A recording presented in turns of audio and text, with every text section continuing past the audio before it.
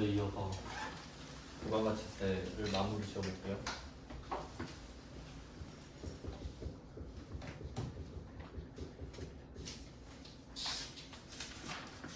어제 사업자였는데 좀 자세히 보겠습니다. 일단 과세사업자랑 면세사업자로 나눕니다.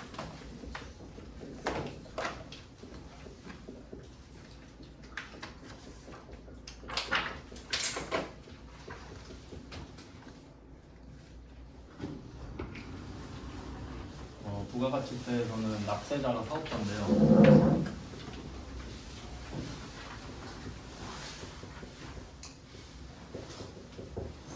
그래서 사업자 종류를 공부하는 거죠. 과세사업자는 두 개로 나눠졌어요.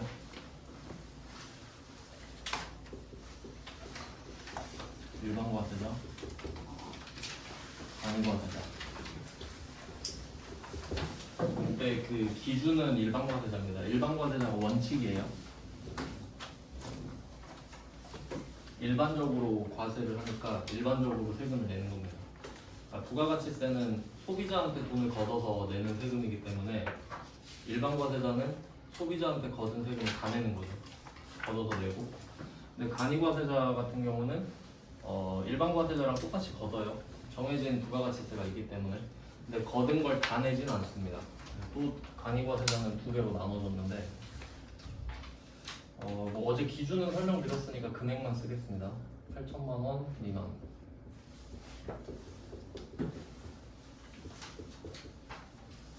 4,800만 원 미만. 공통적으로 직전연도 공급대가 그리고 개인사업자 이건 똑같습니다. 이때 4,800만 원 미만의 간이과세자가 좀 더 영세한 거죠. 돈을 더 적게 버니까. 이 사람은 부가가치세를 거둔 거를 안 냅니다. 자기가 그냥 가지면 돼요. 그 다음에 8천만 원 미만 이 사람들은 아예 안 내진 않고 일반 과세자보다는 좀 많이 덜 냅니다. 그래서 뭐 발급할 수 있는 증빙까지도 설명을 드렸는데 일반 과세자는 그 세금을 거둔 걸 다 내야 되는 의무가 있어요. 그러니까 보통 의무가 있으면 권리도 주죠. 그래서 그 의무에 상응하는 권리가 세금 계산서를 발급할 수 있는 권리죠. 그래서 세금 계산서를 발급할 수 있고요. 일반 과세자는. 그리고 간이과세자는 이제 옛날에는 어제 말씀드렸죠. 옛날에는 간이과세자가 세금 계산서를 못 줬어요. 근데 이게 두 개로 나눠져서 8천만 원 미만인 간이과세자는 세금 계산서를 줄 수 있습니다.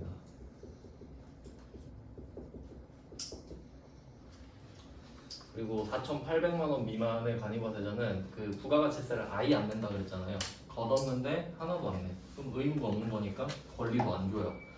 여기서는 세금 계산서를 발급할 수 있는 게 권리인데 그 권리를 안 주니까 그냥 영수증만 발급할 수 있어요.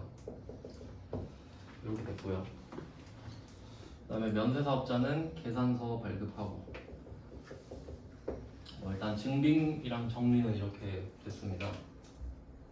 그래서 과세랑 면세만 있는데 면세사업자 같은 경우는 부가가치세를 걷지도 않고 내지도 않거든요. 그 부가가치세에 대한 의무가 면제됐기 때문에 그래서 지금 부가가치세법상 납세자가 사업자인데 면세사업자도 이름이 사업자긴 하잖아요. 근데 이 면세사업자는 부가가치세법상 납세자 부가가치세법상 납세자가 사업자죠. 같은 말이죠. 납세자가 아닙니다.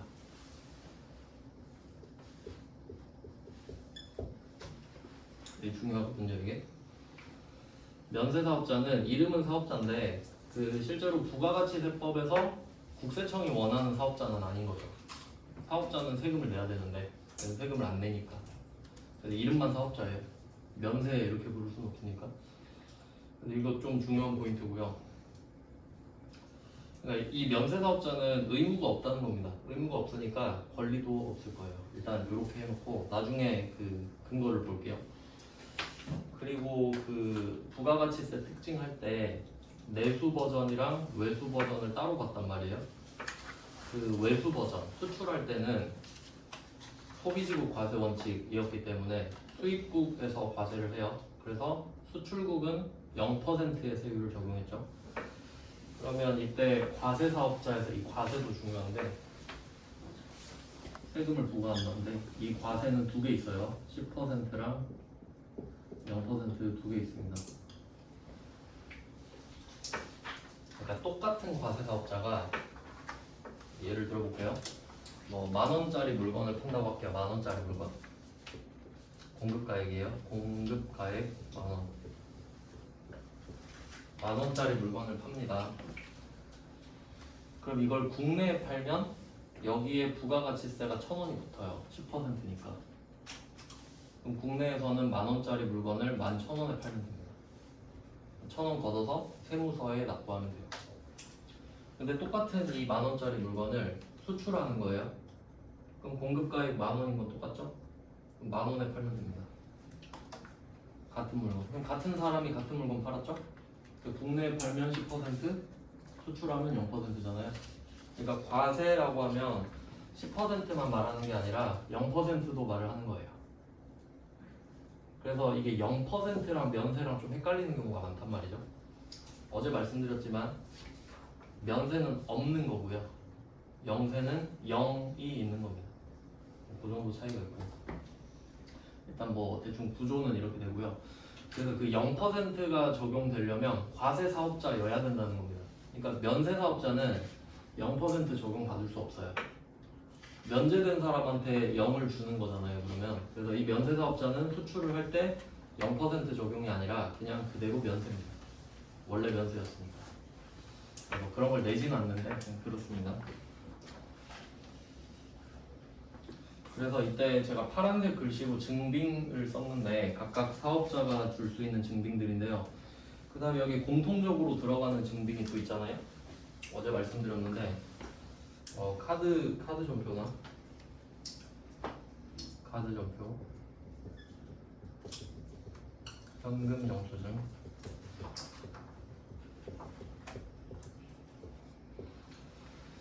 이 두 개는 그 어떤 사업자든 다 줄 수 있는 증빙이거든요. 그러니까 여기 있는 일반 과세자, 간이 과세자 두 가지로 나눠지죠. 둘 다 면세 사업자도 모두 카드 전표, 현금 영수증 줄 수 있죠. 근데 얘네들은 아무나 줄 수 있기 때문에 그 원래 그 사업자가 줄 수 있는 증빙의 효력을 따라갑니다. 그래서 조심하셔야 될 거는 요거입니다. 요거 간이 과세자에서 4,800만 원 미만이죠. 이 사람은 원래 영수증밖에 발급 못 하잖아요. 근데 이 사람이 카드 전표랑 현금 영수증을 주게 된다면 이 두 개는 영수증의 효력입니다. 그러니까 적격 증빙이 아니라는 거죠. 이게 중요한 포인트였고요. 이제 하나씩 제가 사례를 들어볼게요. 일단 정리가 좀 잘 돼야 됩니다. 과세 사업자, 면세 사업자 일단 둘로 나눠야 되고요. 면세 사업자는 부가가치세법상 납세자가 아니에요. 근데 이렇게 부가가치세법을 강조하는 이유는 세법이 여러 개 있다고 했잖아요. 25개인데 다른 세법상으로는 납세자일 수도 있다는 소리죠. 그러니까 면세는 고유명사라고 생각하시면 돼요. 부가가치세가 면제됐다는 뜻이에요. 다른 세금이 면제됐다는 뜻은 아닙니다. 그냥 고유하다는 거. 그래서 뭐 예를 들면은 그 해당될 만한 게 소득세나 법인세, 법인세나 소득세 쪽에서는 납세자일 수도 있다는 거죠. 법인세, 소득세법상 사업자는 맞다.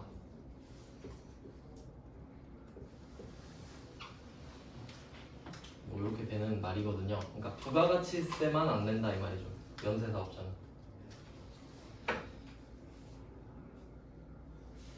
일단 과세랑 면세로 나눴고요. 그럼 면세 사업자는 그냥 면세 사업자인 거고 과세 사업자는 두 개로 나눠지거든요.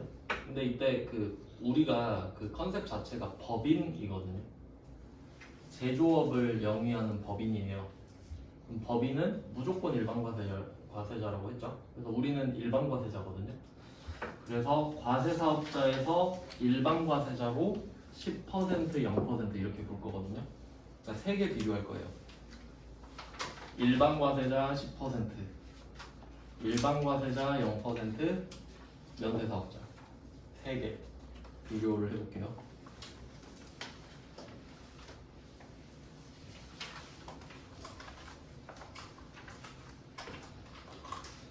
일단 첫 번째 케이스입니다. 첫 번째 케이스는 A라고 할게요. A. A는 일반 과세자 10%로 하겠습니다.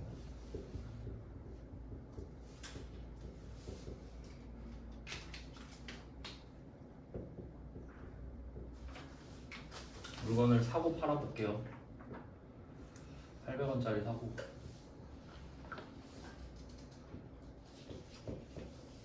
1000원짜리 팔고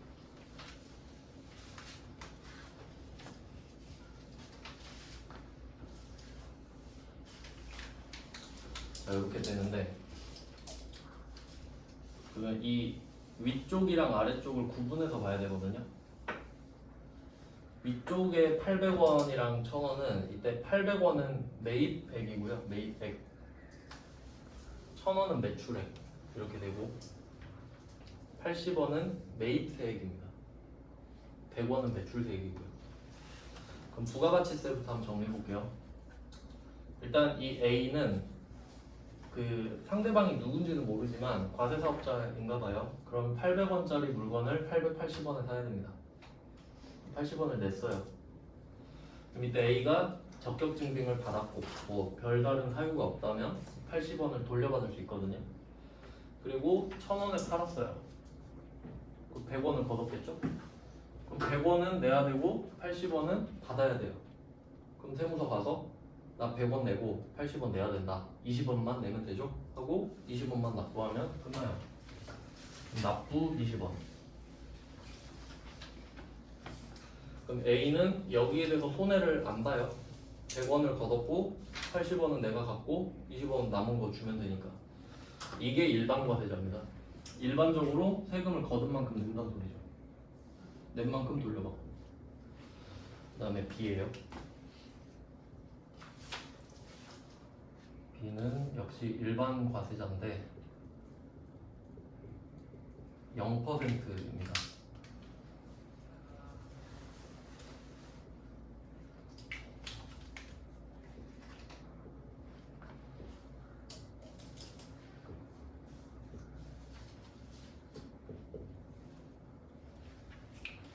금액은 다 똑같이 할게요. 이번에는 그 물건을 살 때는 과세 물건을 샀다고 하고요. 똑같이. 그리고 이게 말이 되려면 그 800원에 사는 물건이랑 1000원에 파는 물건이 같은 물건이 아니어야 돼요. 이게 그냥 다른 물건이라고 할게요. 그럼 800원짜리는 880원에 샀습니다. 그 다음에 1000원짜리 물건을 수출하는 걸로 보시면 돼요. 수출을 할게요. 그럼 수출하면 0% 적용이 되기 때문에 매출세액이 0이 되죠. 이렇게 됩니다. 이게 중요한 건데, 그러니까 그냥 단순하게 생각하면 1000원짜리 물건을 팔았는데 매출세액이 0원이다. 그러면 없는 거라고 생각하잖아요. 뭐 문과에서는 0이랑 없는 거랑 같으니까. 그러면 낼 돈이 없지 않냐? 정확히 말하면 빵원이 있는 겁니다. 빵원을 낼 의무가 있는 거예요. 그러니까 이 사람은 의무가 있어요. 세무서에 가야 된다는 소리예요. 가서 얼굴 도장은 찍어야 됩니다. 저 빵원인데 빵원 내려왔어요. 그냥 가세요. 이런 느낌인 거예요. 가긴 가요. 의무가 있기 때문에. 그냥 간 김에 물어봐요. 제가 800원짜리 880원에 샀는데 요거 낸 거 혹시 돌려받을 수 있나요? 그럼 이 사람 의무가 있거든요. 빵원을 낸 의무가 있잖아요. 그럼 빵원 낸 거거든요. 그럼 80원 받을 권리도 있어요. 근데 이 사람은 80원을 돌려받습니다.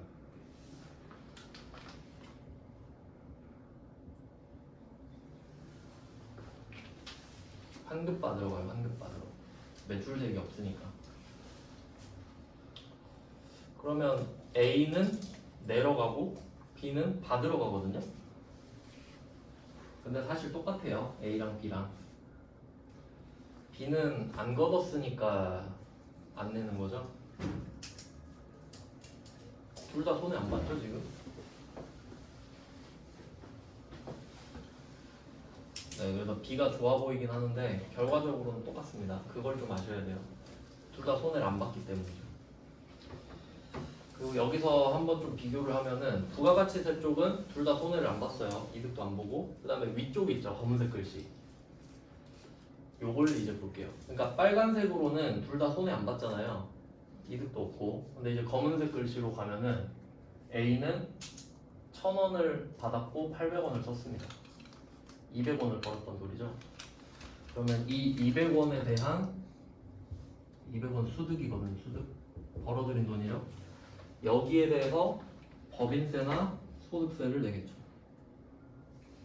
본분이니까. 그러니까 원래 우리가 생각하는 세금은 이쪽에 가깝죠. 내가 1,000원짜리 물건을 팔고 800원을 썼어요. 그럼 200원이 남았잖아요. 그 남은 200원 중에 얼마를 내는 게 세금이죠. 그러니까 내기가 싫잖아요. 근데 부가가치세는 그런 게 아니죠. 그냥 걷어서 내면 되잖아. 손해볼 게 전혀 없잖아요. 그러니까 좀 특이한 세금인 거예요. 그러니까 이 A는 세금을 두 번 내야 되는 거죠. 부가가치세는 걷었으니까 내는 거고, 그리고 검은색에서 돈 벌었잖아요. 벌었으니까 또 세금 내야지. 법인이면 법인세, 개인이면 소득세 이렇게 내는 겁니다. 면세사업자도 그럴 거라는 거거든요. 이제 볼 건데, 근데 그렇게 보면 B도 똑같죠. B도 200원 벌었잖아요. B도 수득이 200원이 생겼으니까 여기에 대해서 법인세나 소득세를 내겠죠. 근데 이게 실제적으로 보면은 이제 우리는 부가가치세 체계를 배우고 있으니까 뭐 A랑 B랑 결국 똑같네 이렇게 생각을 하지만 보통 이제 사업을 할 때 부가가치세를 꼭 배우고 회계를 배우고 사업을 하는 건 아니잖아요. 보통 모른단 말이죠. 그러면 모르고 했다면 어떻게 될지 생각을 해볼게요. A는 1,000원짜리 물건을 팔 때 1,100원을 받잖아요. 1,100원이 들어왔어. 근데 부가가치세, 우리는 부가가치세 지금 배웠잖아요. 그럼 이 중에 100원이 내 게 아니란 걸 알고 있어요. 아, 100원은 걷어서 내야 되니까 관리를 좀 잘하는 사람은 통장을 따로 만들 것 같아요. 부가가치세 통장을. 그래서 1,000원은 내 사업 통장에 넣어놓고 100원은 부가가치세 통장에 넣어놓으면 되는 거죠. 그러면 그냥 부가가치세 통장만 갖고 가서 내면 끝나는 거 아니에요? 근데 그렇게 하겠어요 보통? 1,100원 들어오면 1,100원 다 씁니다. 다 써버리지. 그리고 나중에 100원 내라 그러면 또 부가가치세 내라 그런다 그러겠죠? 근데 B는 그럴 일이 없잖아요. 적어도 이 사람은 1,000원밖에 안 받죠. 그러니까 이 1,000원을 다 써도 돼요. 낼 의무가 없잖아요. 그러니까 그런 관점에서 보면 B가 좀 더 나을 수도 있죠. C는 면세사업자입니다.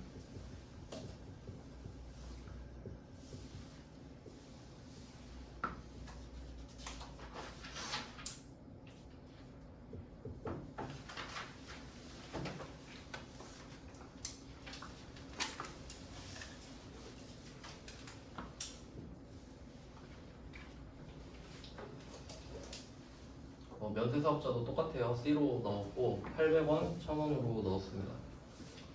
그럼 C는 역시 800원짜리를 880원에 삽니다. 그리고 1,000원짜리 물건을 1,000원에 팔죠. 거들 의무가 없으니까. 여기서 차이가 나는 거예요. B는 일반 거래자거든요. 원래는 낼 의무가 있어요. 지금 수출해서 그렇지. 그러니까 이 둘이 같다고 생각해야 돼요 지금. 얘 둘은 같은 사람입니다. 같은 사람인데 위에서는 국내에 판 거고 밑에서는 해외에 판 거예요. 그러니까 국내에 팔면 갖다 낼 의무가 있는 사람이거든요. 근데 수출할 때는 안 걷었으니까 안 내는 거죠. 그래서 이 사람은 원래 의무가 있다고 보거든요. 그러니까 의무가 있으니까 권리도 줘요. 80원을 그래서 돌려주는 겁니다. 원래는 낼 의무가 있는데 없으니까 지금은. 근데 면세사업자 같은 경우는 1,000원짜리를 팔 때 아예 거들 생각을 안 하잖아요. 의무가 없는 겁니다.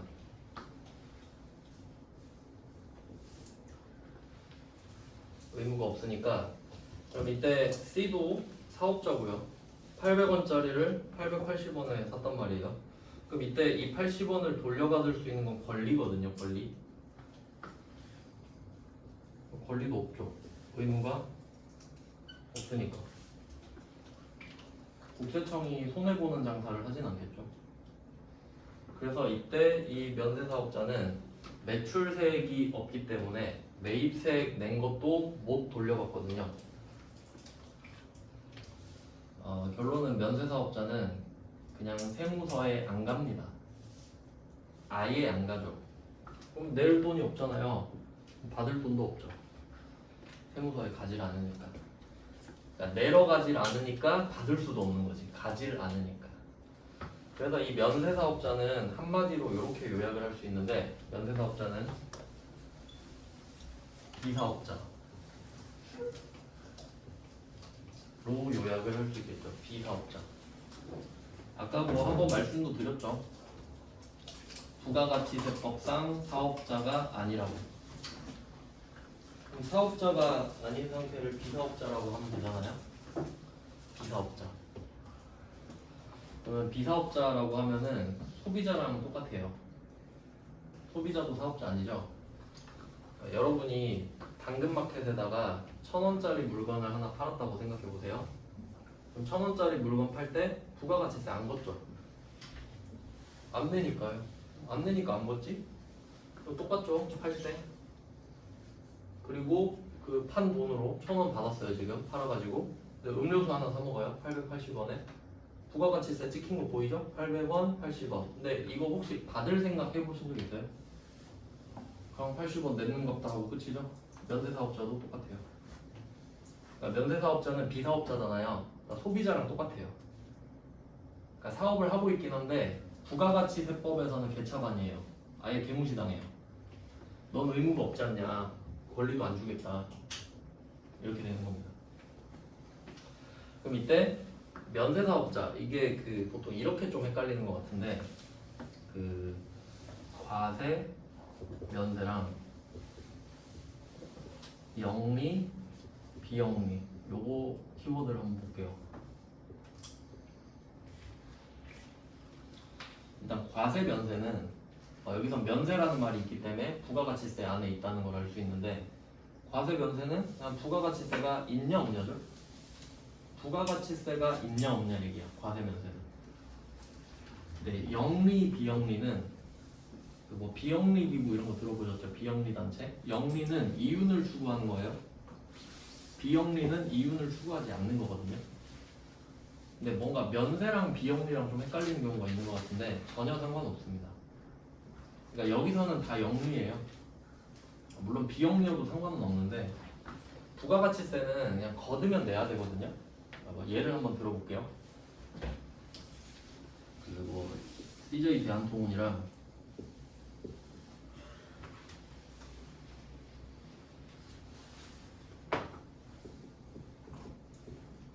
택배 회사죠. 우체국 택배 있죠. 이 두 개 한번 비교해 볼게요. CJ 대한통운, 우체국 택배. CJ 대한통운은 사기업이죠. 우체국 택배는 이거 국가 거예요. 우체국 안에 있는 사람 다 공무원이죠. 그럼 둘 다 택배 하잖아요. 그럼 CJ 대한통운 이거는 부가가치세가 붙는단 말이에요. 과세.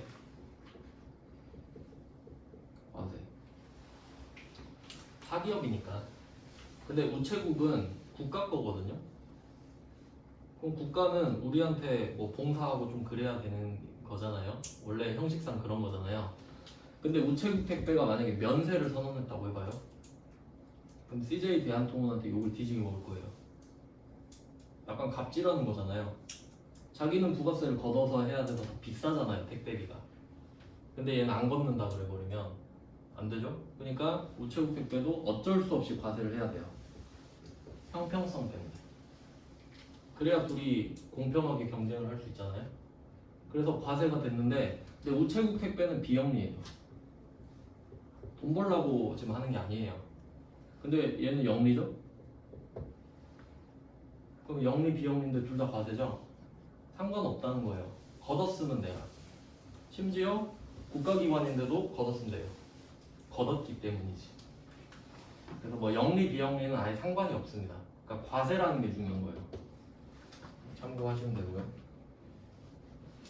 그럼 일단 어쨌든 돈을 벌었잖아요. 그럼 이 C도 돈을 벌긴 벌었어요. 1,000원 벌었죠? 근데 문제는 800원짜리를 880원에 샀잖아요. 근데 이때 A랑 B는 80원 다 돌려받잖아요. 그러니까 사실은 800원 쓴 게 되거든요. 근데 면세사업자는 880원 쓴 게 되지. 80원 못 돌려받으니까. 그러면 이때 C는 수득이 120원 돼요.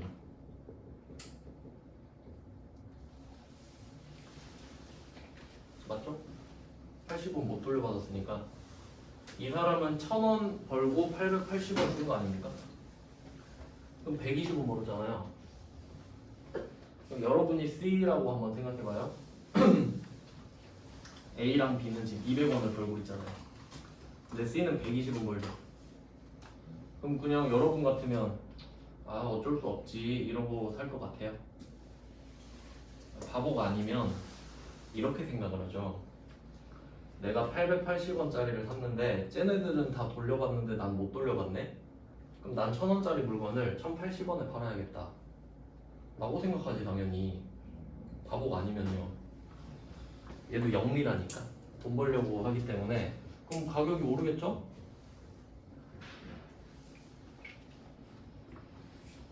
이렇게 될 수가 있겠네요. 그러니까 되게 순진하게 생각하면 안 되지. 면세는 싸다. 물론 부가가치세는 없죠. 근데 본체의 가격이 비쌀 수는 있죠. 그래서 뭐 이런 효과가 있습니다. 좀 안 좋은 효과죠. 이거는 누적 효과라고 하는데 뭐 이런 것까지 시험에 내진 않는데 얘도 200원을 벌고 싶기 때문에 이렇게 할 수도 있다는 거죠. 그러니까 뭐 예를 들면 쌀집이라고 해볼게요. 쌀집을 운영하면은 쌀을 팔 거 아니에요. 그러면 쌀은 면세거든요. 쌀은 면세 물건이라서 그러면 면세 물건을 이렇게 팔아요. 부가세 없이. 근데 이 쌀집을 월세 내고 쓴다고 할게요. 사무실을. 그럼 월세에 부가가치세가 들어가잖아요. 그럼 나는 부가가치세를 내는데 못 돌려받잖아. 그럼 저절로 쌀값을 조금씩 올리고 싶겠지. 이거 못 돌려받는 거 분풀이 하려고. 그럴 수 있다는 거예요. 그러니까 정책적으로 막는 게 있지 않는 한 자기가 가격을 조금씩 올릴 수 있다는 거지. 뭐 그 정도 알고 계시면 되고요. 그러니까 사실 별로 의미가 없죠. 그래서 엄청난 의미가 있는 건 아닙니다. 세 개를 비교를 해봤고 이제 요약을 해보겠습니다. 전체적으로 딱 하나로 요약을 해볼게요. 부가가치세 요약해라 하면은 일단 위에 국세청 대신에 뭐 세무서가 있다고 하고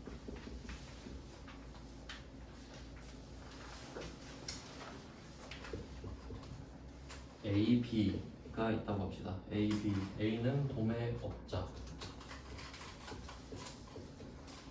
B는 소매업자라고 할게요. A, C 최종 소비자.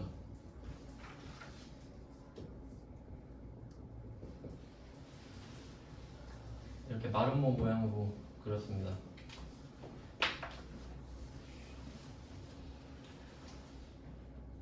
원래는 제조업자도 있고 해야 되는데 그냥 간단하게 요약하겠습니다. 일단 첫 번째는 도매업자가 소매업자한테 물건을 1,000원에 판다고 할게요. 1,000원에. 그럼 도매업자가 소매업자한테 1,000원짜리 물건을 팔아요. 그럼 소매업자는 1,100원을 줄 거거든요. 그럼 여기는 물건의 방향이 아니라 부가가치세 방향을 그릴게요. 부가가치세 방향. 그러면 B가 A한테 100원을 주겠죠. 도매업자가 소매업자한테 1,000원짜리 물건을 줬어요. 그래서 B가 소매업자가 A 도매업자한테 1,100원을 준다는 소리지. 근데 여기서는 부가가치세만 그린다 이거예요. 그럼 이때 A는 B한테 100원을 걷어서 세무서에 납부하면 되죠. 그대로 100원 갖고 가면 돼요. 받아서 갖고 가면 됩니다. 그럼 여기까지 한 다음에 상황을 볼게요. A는 손해보지 않습니다. 걷어서 냈으니까. B는 지금 100원이 묶여 있습니다. 100원을 냈는데 제가 내버렸어요. 그럼 얘가 낸 100원은 세무서에 있는 거고. 그럼 지금 세무서만 100원을 번 상황이죠. 그 다음에 이 소매업자가 최종 소비자한테 이 물건을 1,500원에 팔게요. 1,500원에. 그러면 최종 소비자는 소매업자한테 150원을 주겠죠. 150원. 이번 색깔을 좀 구분해서 써볼게요. 150원을 걷었어요. 그러면 소매업자도 과세사업자이기 때문에 요거를 갖다 내겠죠.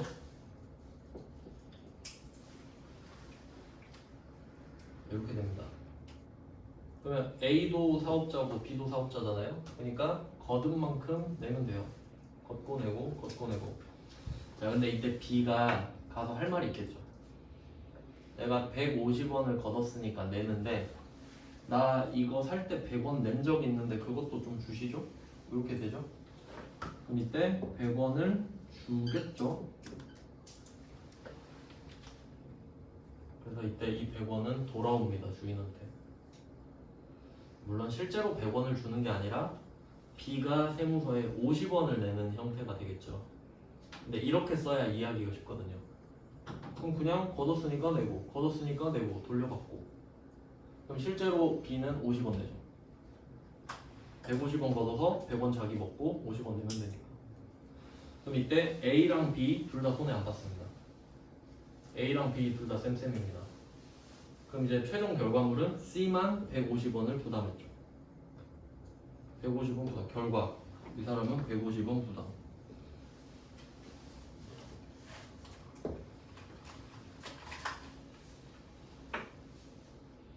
그럼 이 150원은 어디 갔냐? 얘네들끼리 계속 돌리고 있잖아요. 얘네들끼리 계속 공돌리기를 하고 있는 거예요.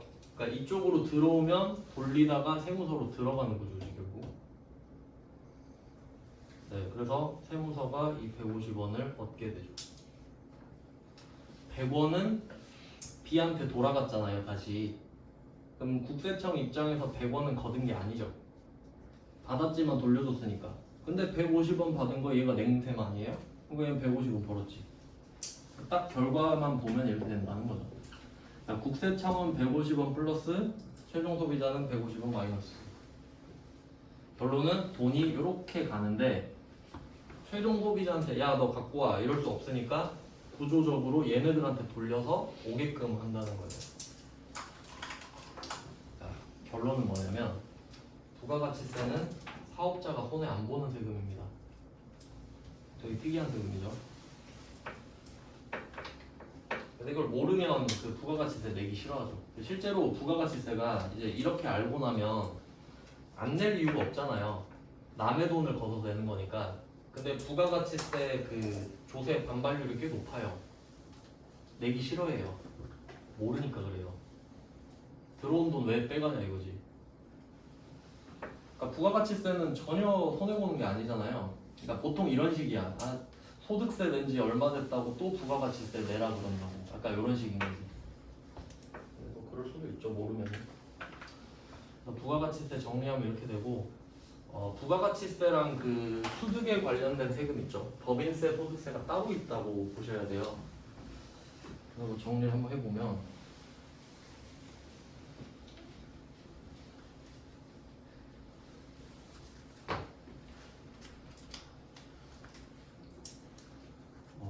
일단 두 가지를 좀 같이 생각해야 되거든요.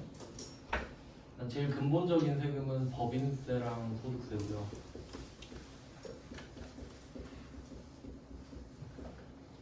법인세, 소득세 라인이 있고요. 이건 소득에 관련된 거죠.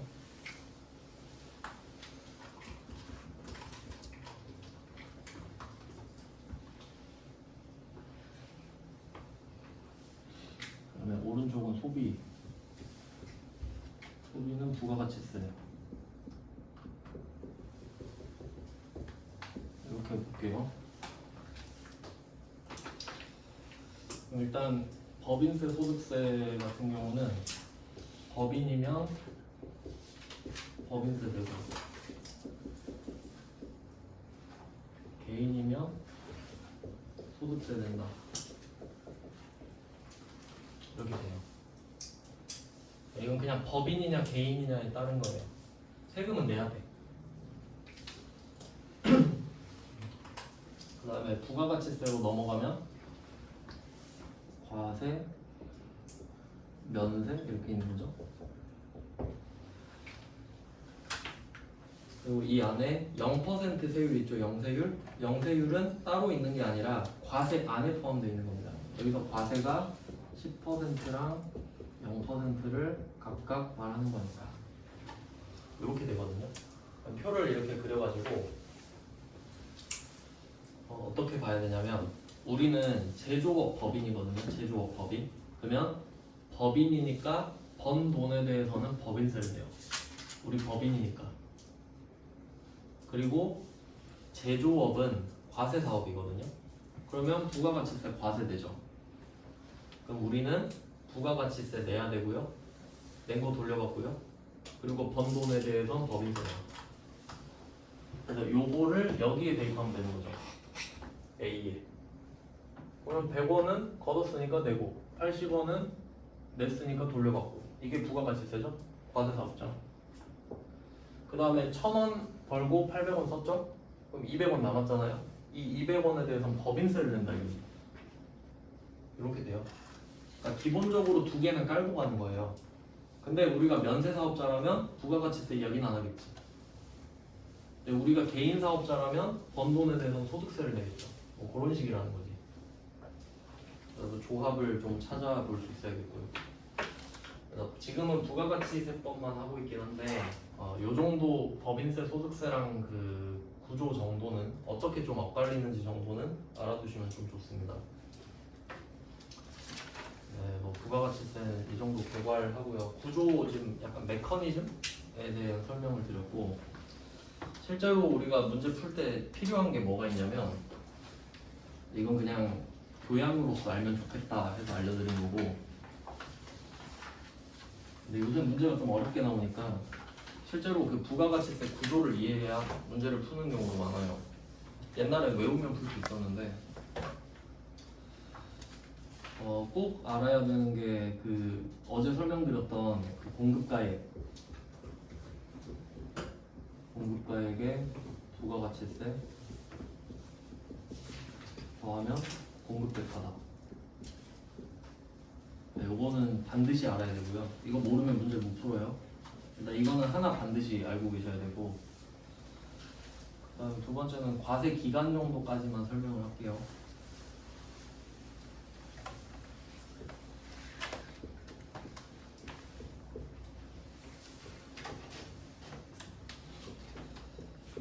부가가치세법은 부가가치세를 걷는 세법인데 보통 우리가 달력 기준으로 1월 1일부터 12월 31일까지 있잖아요. 부가가치세법은 누구나 똑같습니다. 과세기간 누구든 1월 1일부터 12월 31일이에요. 그럼 이거를 반토막을 딱 쳐요. 반으로 쪼개면 6개월씩 나눠지죠. 앞에 6개월, 뒤에 6개월. 요걸 반기라고 하죠. 반기. 상반기, 하반기. 이 1기, 2기예요. 정식적인 과세 기간은 두 개가 있는 거죠. 그러니까 6개월마다 한 번씩 내야 됩니다. 그리고 이거 그 처음에 특징 때 딱 들었는데 지금 좀 보충을 할게요.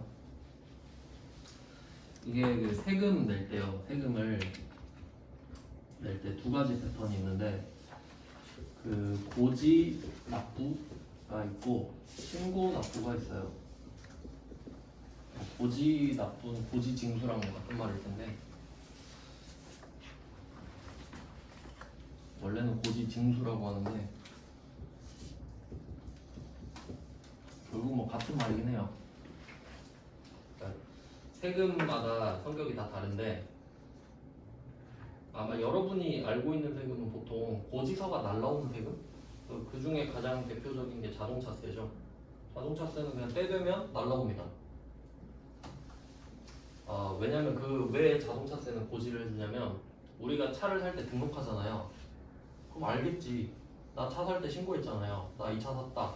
그럼 너 그 차 샀지? 몇 년 된지도 알고 100이랑도 아니까 해마다 가격 보내는 거죠. 그럼 우리는 그걸 그냥 내면 되는 거예요. 그게 고지징수. 근데 부가가치세는 내가 사업자 등록을 했을 때 사업을 한다는 사실은 알려줬지만 해마다 매출액이 다 다르죠. 그럼 국세청이 내가 부가세 얼마 걷었는지 알 수가 없잖아요. 그럼 그때는 우리가 신고 납부를 해줘야죠. 그러니까 과세관청 쪽에서 나의 데이터를 알고 있으면 고지를 해주죠. 너 걔지? 하고 내가 보낼게. 이렇게 하고 이만큼 돼. 이런 거잖아요. 그러니까 예를 들어 내가 그 신호 위반을 했다. 그 카메라 걸렸다고 해봐요. 그럼 나 카메라 걸린 걸 얘네가 알고 있죠. 그럼 그냥 고지해주잖아요. 너 신호 위반했더라? 날려주죠. 근데 모르는 건 우리 보고 신고를 하라 그러겠지. 그래서 부가가치세는 신고 납부를 하는 세금이에요. 그러면 1기에 한 번, 2기에 한 번 이렇게 신고를 하게 돼 있는 거예요. 6개월 단위로. 6개월치 모아서 내고 모아서 내고. 일단 이게 기본인데 이걸 또 반으로 나눠요. 1년을 반으로 나누면 반기. 반기를 나누면 또 분기가 되죠. 3개월. 이걸 또 이름을 지어줍니다. 예정, 확정.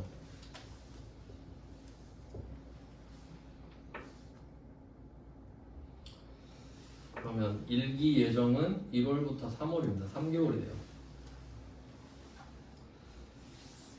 그 이유는 국세청 입장에서 세금을 걷는데 1년을 기다렸다가 한 번에 내는 것보다는 조금씩 자주 걷는 게 좋을 거 아니에요.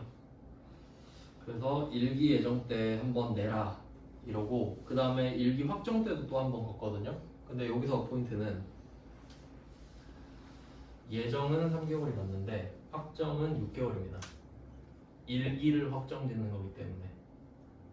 그래서 이때 예정 때 신고를 해야 되는데 내가 빠뜨린 게 있을 수 있잖아요. 그래서 이때 누락된 게 있을 수 있죠. 예정 누락을 확정 때 같이 해주면 돼요.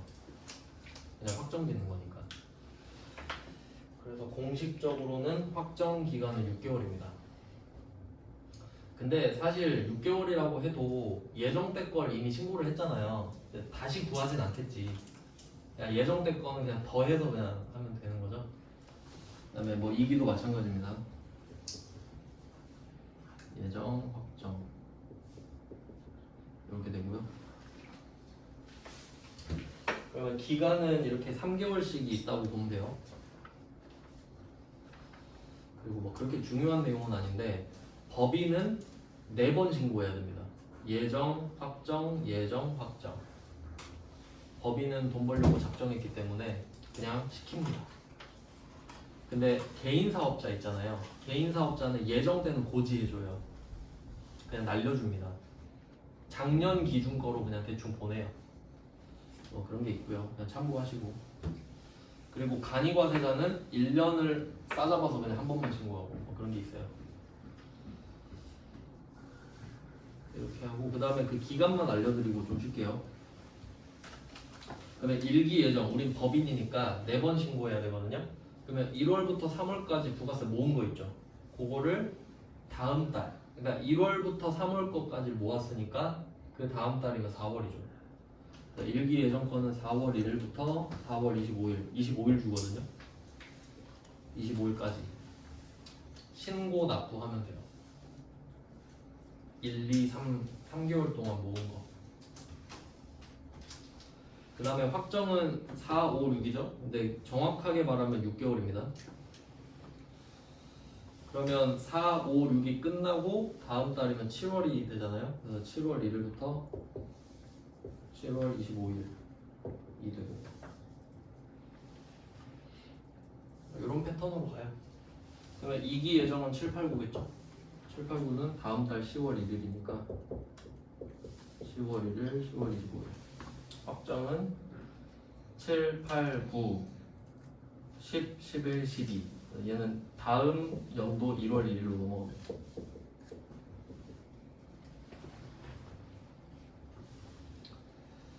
이런 식으로 신고납부 기간이 결정이 돼요. 네, 이 정도 알면 돼요. 우리는 여기까지 해놓고 좀 쉬다가 이따가는 유형을 알려드릴게요. 유형. 좀 쉬겠습니다.